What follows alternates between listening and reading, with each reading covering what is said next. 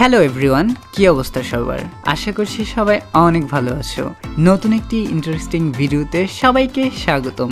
আজকে আমরা কে-পপ জগতে আলোড়ন সৃষ্টি করা ব্ল্যাকপিঙ্কের সুপারহিট ও মোস্ট পপুলার 10টি গান সম্পর্কে জানবো, যেই গানগুলো রিলিজ হওয়ার পর থেকে এখনো বিলবোর্ড, ইউটিউব, স্পটিফাই সহ অন্যান্য সকল প্ল্যাটফর্মে খুবই ভালো র্যাঙ্কিং ধরে রেখেছে।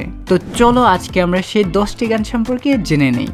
এই লিস্টের 10 নম্বরে রয়েছে 2016 সালের 1 নভেম্বর মুক্তি পাওয়া স্টে গানটি।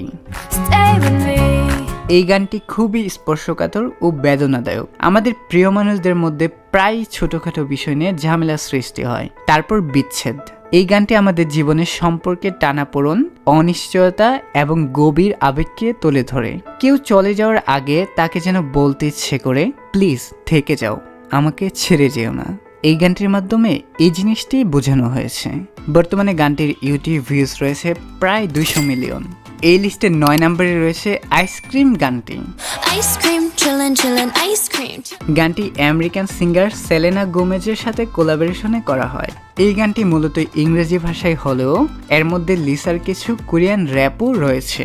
গানটি 2020 সালের 28 অগস্ট রিলিজ করা হয়। গানটি রিলিজ হওয়ার 24 ঘন্টার মধ্যেই 79 মিলিয়ন প্লাস ইউটিউব ভিউজের রেকর্ড অর্জন করেন। বর্তমানে গানটির ভিউজ রয়েছে 589 মিলিয়নেরও বেশি। গানটি বিলবোর্ড হট 100-তেও 13 নম্বর স্থান দখল করেছিল। নাম্বার 8-এ রয়েছে স্কোয়ার ওয়ান অ্যালবামের হুইসেল গানটি। গানটি 2016 সালের 8 অগস্ট রিলিজ করা হয়। এই গানটি দ্বারা বোঝানো হয়েছে যে শুধু আবেগ নয়, ভালোবাসার মানুষকে কাছে পাওয়ার জন্য নিজের প্রতি আত্মবিশ্বাসও থাকতে হবে। এই গানটির মাধ্যমে ব্ল্যাকপিঙ্ক খুবই দ্রুত বিশ্বব্যাপী জনপ্রিয়তা অর্জন করে। বর্তমানে গানটির ইউটিউব ভিউজ 560 মিলিয়নেরও বেশি। গানটি রিলিজ হওয়ার প্রথম সপ্তাহে গাউন ডিজিটাল চার্টে নাম্বার 1 এবং সবথেকে বেশি সেলসের রেকর্ডও অর্জন করেছেন।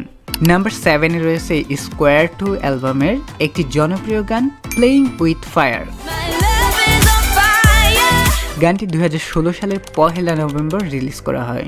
মূলত ইংলিশ এবং কোরিয়ান ভাষার সংমিশ্রণে গানটি লেখা হয়। এই গানটির মাধ্যমে তরুণ তরুণীরা যখন নতুন নতুন প্রেমে পড়ে, তার কিছুদিন পর ইচ্ছেকা খেয়ে ব্যাকা হয়ে যায় এবং আরো নানানভাবে বাস খায়, সেটি বোঝানো হয়েছে।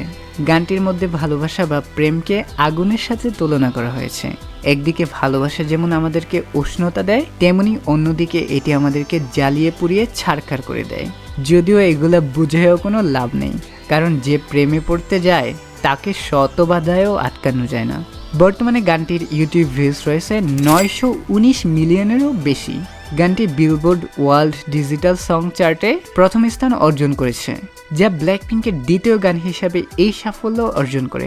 এই গানটি ব্ল্যাকপিঙ্কের সঙ্গীত জগতের একটি গুরুত্বপূর্ণ মাইলফলক, যা তাদের বৈচিত্র্যময় সঙ্গীত শৈলী এবং বিশ্বব্যাপী জনপ্রিয়তা বৃদ্ধি করেছে।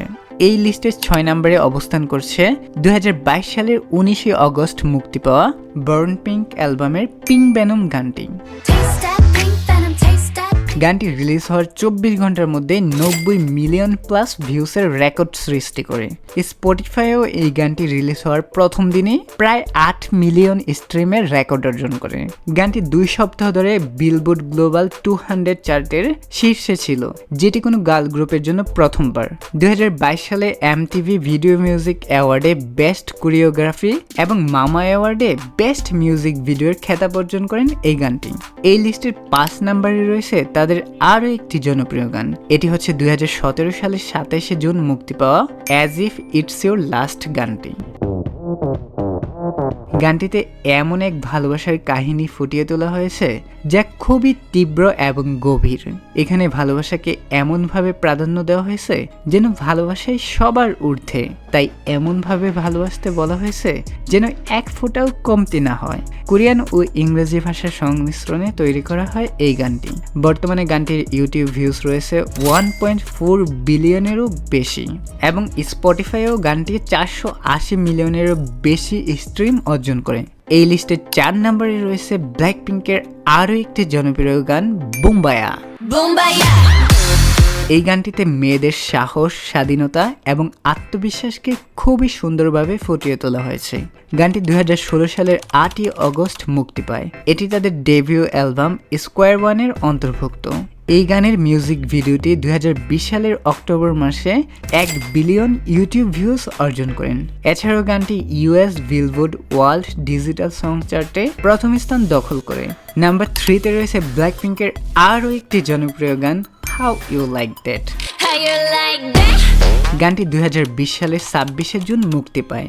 এই গানটিও কোরিয়ান ও ইংরেজি ভাষার মিশ্রণে তৈরি করা হয়েছে। গানটি রিলিজের 24 ঘন্টার মধ্যে 86 মিলিয়ন প্লাস ইউটিউব ভিউজ অর্জনের রেকর্ড করে। মাত্র 32 ঘন্টার মধ্যে এটি 100 মিলিয়নের মাইলফলক অর্জন করে, যেটি তখনকার একটি গিনেস ওয়ার্ল্ড রেকর্ডও ছিল। এটি গাউন ডিজিটাল চার্টে টানা 3 সপ্তাহ ধরে প্রথম পজিশন দখল করে রেখেছিল।